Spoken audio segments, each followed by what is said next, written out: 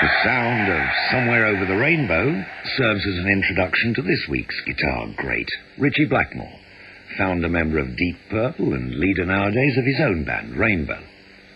As with our other guitarists, there's more to Blackmore than meets the eye.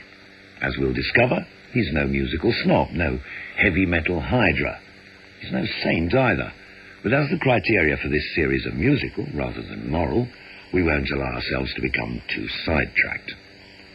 Ritchie Blackmore was born in Weston-super-Mare in 1945. He was 11 when he got his first guitar. His father bought it for him, on certain conditions. He said if I was going to play this thing, he was either going to have someone teach it to me properly or he's going to smash me across the head with it. So I actually took the lessons for a year, classical lessons. And it got me onto the right footing, using all the fingers and the right strokes of the plectrum and the nonsense that goes with it. But I think one always needs that. When you're first going into an instrument, you need to be set in the right direction. Otherwise you can pick up some very bad habits, which some guitarists have, like drinking. We haven't established just when it was that Blackmore took up drinking, but it's clear that he was to be given plenty of opportunity over the next few years. On leaving school at 15, he worked as a radio apprentice at London Airport. Within a year, though, he was working as a professional musician, appearing with Mike D and the Jaywalkers and doing nightly impressions of Hank Marvin. By the spring of 1962, he'd been auditioned by Screaming Lord Sutch and recruited into his bizarre band. 62, 63, we were into a very heavy kind of rock, hard type of Johnny Kidd and the Pirates, Screaming Lord Sutch and Savages. Very hard type of basic rock with a rhythm and blues bass. And then the Beatles came out and it was all harmonies along with the Hollies. And one had to sing, and I didn't sing. I could hardly talk at the time. And so I was into just playing the guitar and very hard rock and roll, distorted guitar solos, of which were out of vogue at the time. It was all pleasant vocal harmonies. And that lasted about 4 years until Hendrix and the Cream. Nevertheless, his initial sojourn with such as Savages lasted no more than a few months before Blackmore found himself being singled out by record producer Joe Meek to join the Outlaws. The Savages actually kicked me out because I wasn't quite good enough. They'd had some really brilliant lead guitarists. One, I think, was Bernie Watson. And then Carlo and the bass player were going on to join Cyril Davis and the All-Stars. And I was left kind of to get on with something else. So Joe Meek heard about this and said, oh, how about joining my band, the Outlaws? So I said, okay, sounds good to me. I mean, the Outlaws were more well-known than the Savages, so I was quite pleased. And once I joined the Outlaws, about 2 weeks later, the Savages came back, Cyril Davis's lot, and said, how about rejoining? We've had second thoughts. And I thought, well, I can't, obligated to this band now. So I was lucky. During his time with the Outlaws, which was a couple of years, Blackmore began to make as much of a name for himself as a wild man as he did as a musician. It's said that he was equally deadly with a flower bomb as he was on guitar. Amongst the Joe Meek artists he played for in the early 60s was Heinz, and a top 5 record from 1963, Just Like Eddie, the Eddie in question being Eddie Cochran. Although a band in their own right, the Outlaws also served as Joe Meek's session band. The result was that they played with a wide range of artists and on a lot of hit records. There was a point in time where I would put the radio on and I would, out of 10 records, there must have been 6 where the Outlaws were backing. And I would always hear the record and go, well, I've heard that before, and I suddenly realized it was me on the record, but with somebody else singing that wasn't present at the time we did the session, and had been dubbed on later. It was good discipline, as long as you don't take it too far. I think session work, I did it for about a year, which is long enough. Then you start to get a little bit too clinical. Sometimes even now I find that I'm a little bit too clinical. I get into a studio and I think I'm doing a session and everything has to be perfect and the atmosphere goes. Whereas someone like Hendrix just went in and was always having like a party going on, which is the way to do it, really. Although he devoted a lot of energy to what you might call practical jokes, Blackmore also spent a lot of time working at his guitar technique. People say the word dedicated. I don't think I was dedicated to playing. I just loved playing the guitar. I felt that I had to improve on the guitar, and that's why I practiced so much. But unfortunately, the bands I was in weren't very musical. I was practicing 5 hours, 6 hours a day, and they could hardly play their instruments at all. So I was always in this weird position of playing 3-chord music and trying to improvise and extemporize in such a way which I thought was quite good at the time. A very simple bad backing going on. I thought maybe the audience must have picked up on that. I thought, why is he in this band? We'd be slowing down, speeding up, and playing the wrong chords, and then there'd be a very good solo, maybe. Well, I thought it was a very good solo. One of those solos can be found on what's a rather obscure record, an Outlaws B-side called Shake With Me. Joe Meek had said to me, go crazy, play a very weird solo, bend the notes, and play with lots of distortion and a very freaky effect. And I went, okay. And it came off. It was just by pure chance that it came off, more than technique. I was quite proud of that solo this time, which was 63. And when I met Jeff Beck in 67 in the Ship in Water Street, he told me how much Hendrix had liked that particular track. So I was very pleased with that, as I was a Hendrix fanatic and a Jeff Beck fanatic. Definitely a case of a solo putting a song in the shade. The 18-year-old Ritchie Blackmore with the Outlaws. Between 1965 and 67, Blackmore shuffled backwards and forwards between Neil Christian's band and the Savages. Except for occasional visits to Germany, where he was prone to get married and regret it later, there seemed to be very little in his life that indicated any form of progress. There was only certain groups that would have outrageous guitarists as myself. Not saying I'm outrageous, but I refused to sing or get involved in harmonies, so I was just a lead player, and nobody really wanted to know about lead players up until 67. So it was difficult getting gigs, actually. Nobody really wanted to have a guitarist in the band. It was, can you sing and strum the guitar? No, but I can play some good solos. No, I'm sorry. We just want someone who can sing in the band. Blackmore was resident in Germany in 1967, doing little apart from toy around with a few ideas for bands of his own. It was, without doubt, his lowest ebb. Well, I was living off of in Morelones at the time. I had a woman working for me. Not really working for me, but she used to help me out. And I stayed there for the year. But I practiced about 6 or 7 hours a day. That's all I could do. There was nothing else to do other than practice and drink. And at the end of that year, I saw Ian Pace in the Star Club with the Maze, and I offered him the job. I said, would you like the job? He said, of course. What's the name of the band? You know, who's in it? I said, well, nobody yet. He said, well, nobody in the band? I said, no. He said, well, do you have a band? I said, no. He said, well, how can I join the band if you don't? I said, well, but you'd be the first member, type of thing.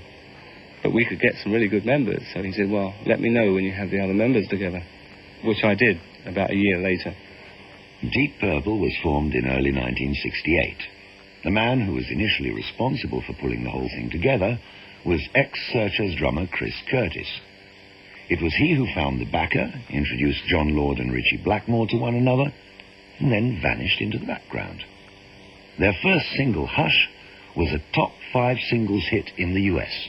First Purple album, Shades of Deep Purple, was a slightly unusual mix of material, as was the second album, The Book of Taliesin.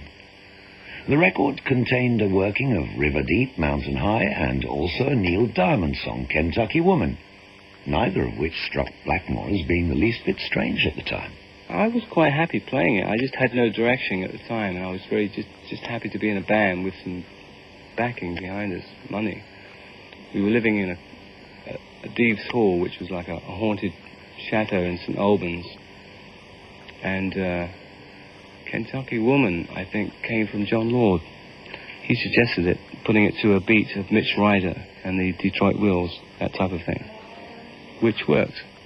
I think it got to 5 or something in America. It was our second hit. One of the tracks on that second album did give an indication of future direction, and that was Wring That Neck. Well, Wring That Neck was not original. I'd heard a violin piece that was very similar, and that's where I got the idea from for that particular piece. And John wrote the E-flat run, which musicians amongst the audience might pick up on. Wring That Neck. After the third album, simply called Deep Purple and released in 1969, a shuffle took place in the band's lineup, with Roger Glover becoming the new bass player and Ian Gillan joining as vocalist. I saw Robert Plant sing once at Mother's up in Birmingham in 1970. And the minute I heard him sing, I knew we had to get another singer to compete with that. He was amazing. The singer we had was good, but he was a very low-key, kind of crooning type of voice, whereas suddenly I could tell the fashion was going to go to a screamer that had depth and a blues feel overall. This is why we got Ian in.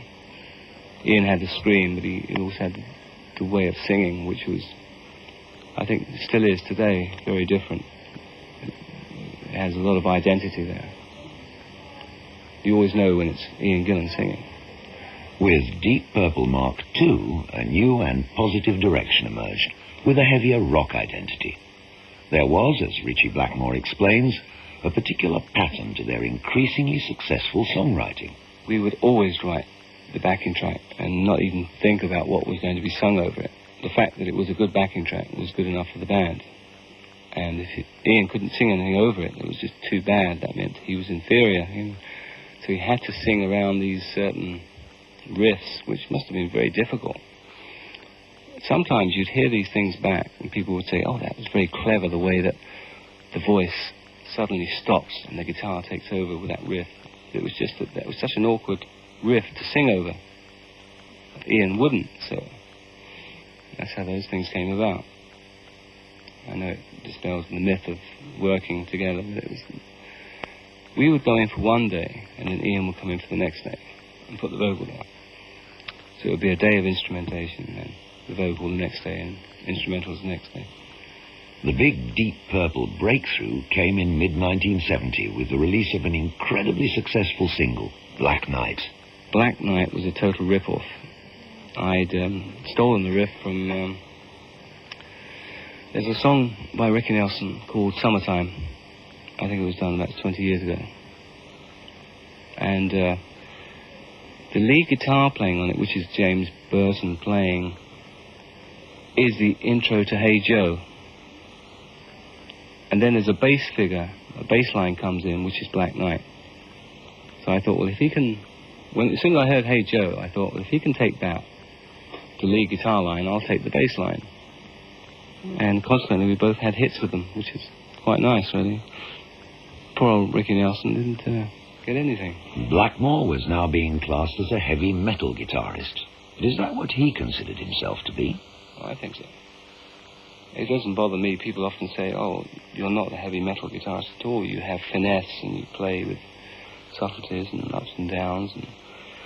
But I don't care, as long as nobody calls me a folk guitarist. Right? But it doesn't bother me at all, being classed with heavy metal. What does bother me are some of the bands that are classed in heavy metal.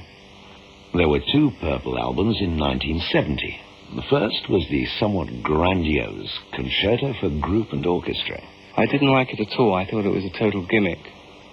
But I said to John, let's try this thing that you've written, the concerto thing, but I have a lot of heavy rock numbers that I want to put together on an LP, and we'll see which one takes off. If the concerto takes off, which I didn't want to be involved with, but I did it, because of the novelty effect and the press we were getting out of it, the Albert Hall and all this business. I said, if the next LP, which I had some very firm ideas, which was in rock, I had these ideas worked out. I thought, if that doesn't take off, then I'm prepared to play with the orchestras the rest of my life. So it was like, agreed, like, okay, we'll see which way the public wants us to go. So we did the concerto thing. That went down as a success to some people, most people, I suppose. And then we did the In Rock, which really went crazy, which thankfully did, because that's the music I was into. Deep Purple in Rock remained on the album charts for a year, and one of the tracks it contained was the dynamic Speed King. That was based around Stone Free, Hendrix track. Roger, I think, wrote most of that, the actual riff to that. That was our first hard, heavy metal rock and roll track that we'd written. And we were very pleased with it. But there are some kind of parts which sound similar to Stone Free. The part which goes ba-da-la-da-la-da-la-ba-ba-ba. But we wanted to incorporate that type of thing. So, and Ian, I think, wrote some innocent lyrics, really. But the Americans interpreted that as being, oh, we know where you're at, man. It's like speed. But it wasn't. It was just about fast driving. Now, the second Deep Purple lineup is generally considered to be the best, and in view of that, we asked Ritchie Blackmore which were his favourite tracks of the period. I can't really say I've heard any of them. I'm very bad at collecting and listening to what I've done. Maybe I'm very good at it, I don't know. I don't get off on what I've played, except for a few tracks that I consider to be very good and very emotional, but a lot of the Deep Purple material that I was on, I didn't consider to be very good. Now, or even then. I could see that the public bought them, and it was commercial. But I really didn't like half the stuff we did. It would start off as a riff and something that I thought might go eventually into something which I liked, but it never did. It seemed to go tail off into something which was a little bit anticlimactic. But there again, I think that was me not being a perfectionist, me being me, just being bloody moody and going, I'm tired of this song within an hour of playing the riff. And by the time that I would hear the end result, I hated the whole thing.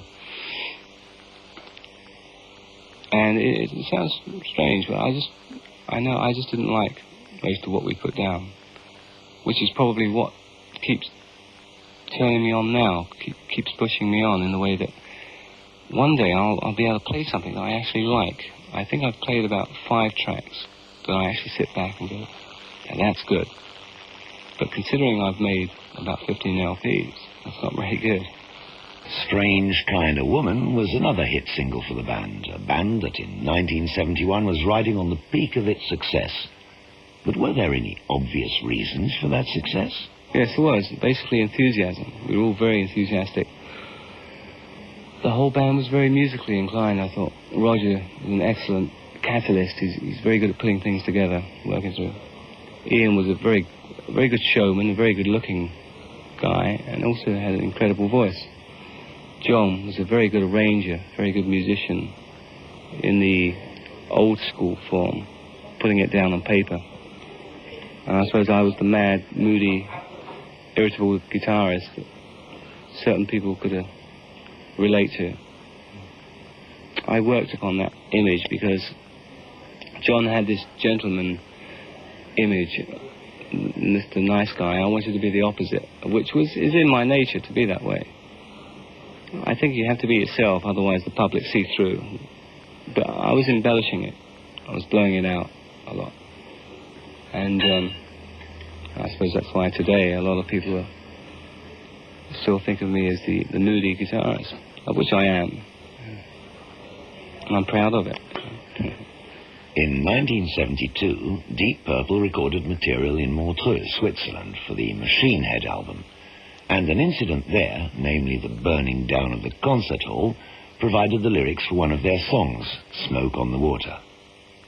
Blackmore recalls that he was lucky to escape with his life, as shortly before the fire began, he'd considered looking for a back room, all the better to spend some time with a young lady he'd just encountered.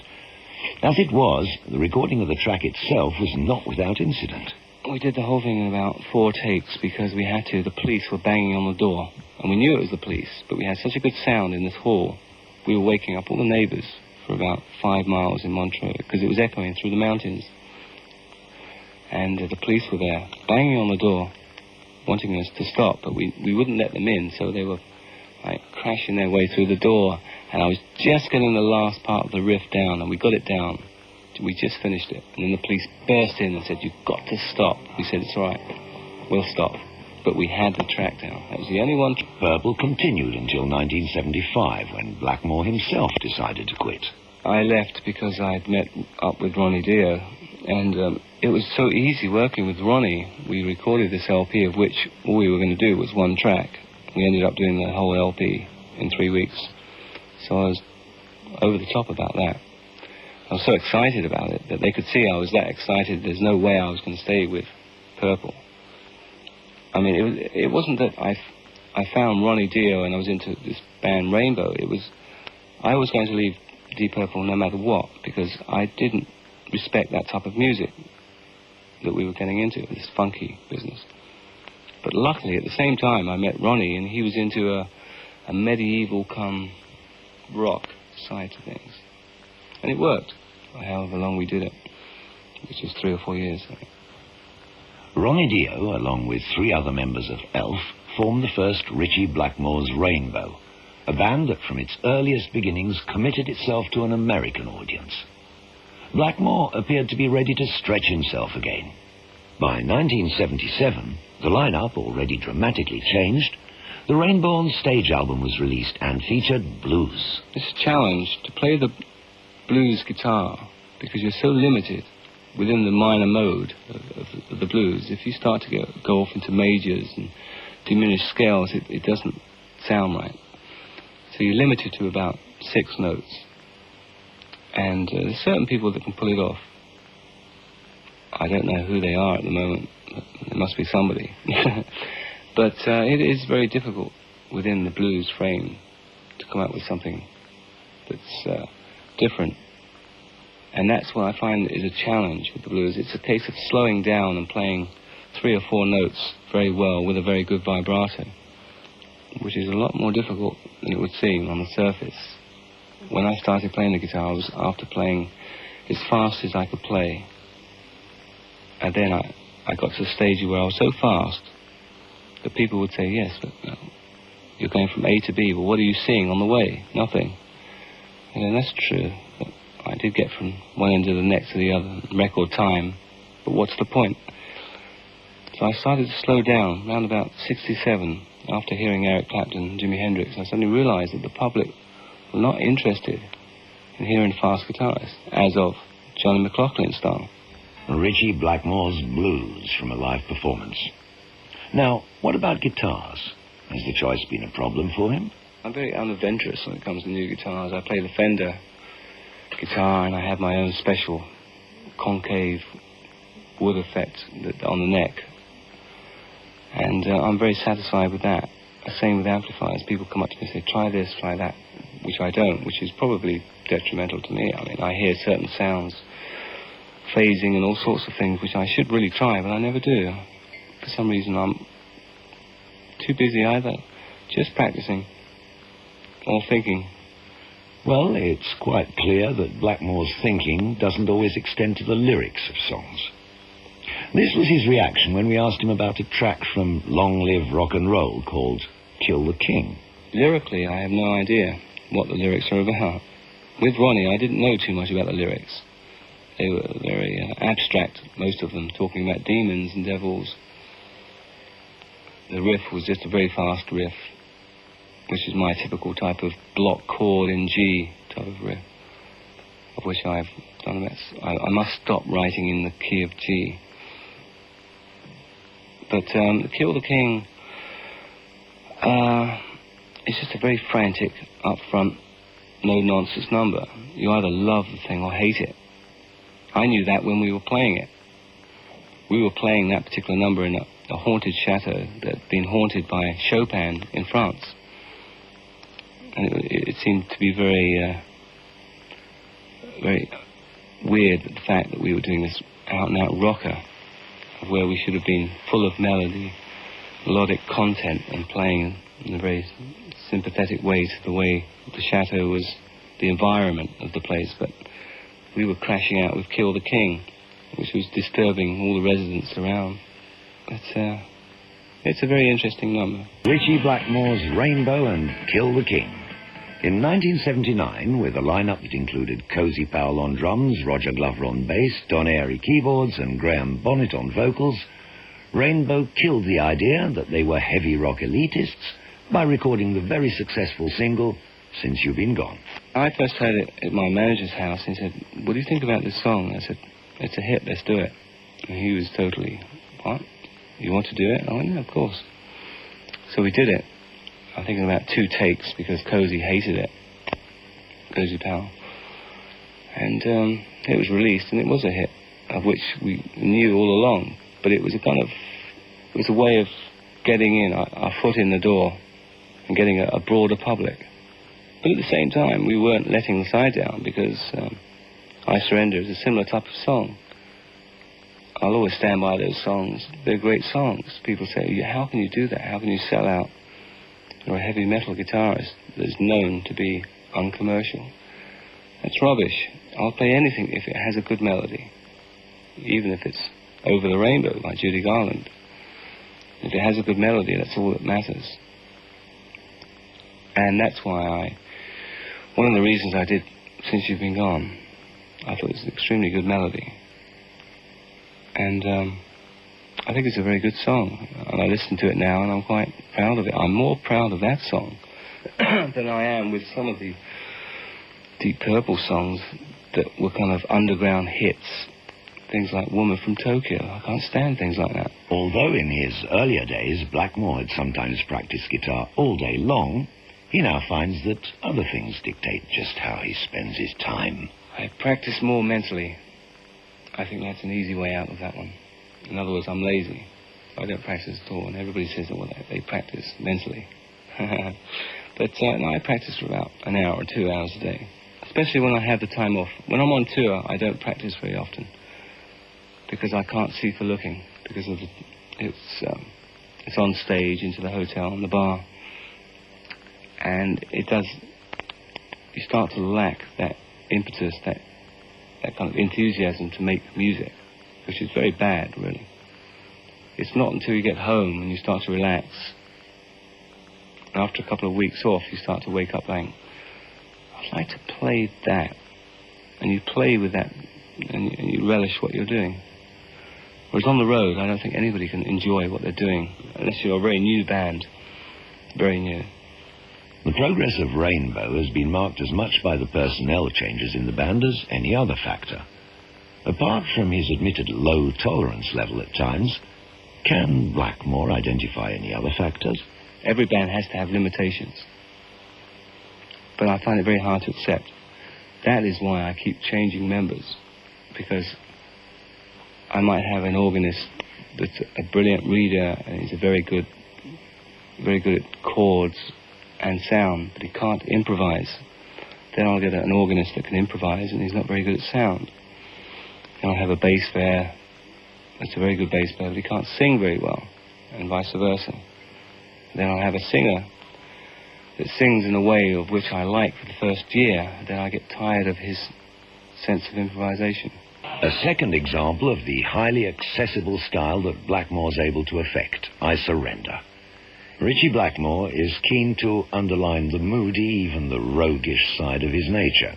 He has, like most of us, made some friends and lost some. Made some bad decisions, made some good. Wherever he can play guitar, he'll always find a way to survive. But it seems he'll have to do without ambition.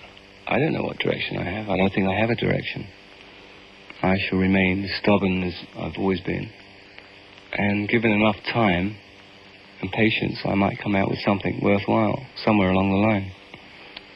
I have the ambition of a slug, and I'm not interested in goals of any sort. And that's why I don't hang out in the right places and talk to the right people and do the right things, probably. The only way I do certain things that appear to be so right is because I feel that it's inside of me. I like to play in front of people, a lot of people. I love playing the guitar, but I don't like being involved in everything else that goes with the business. I don't have to work upon the image side. It just happens. I don't really understand myself. My parents certainly don't understand me. I don't understand myself. But in a way, I like to leave it that way because I'm never bored with myself.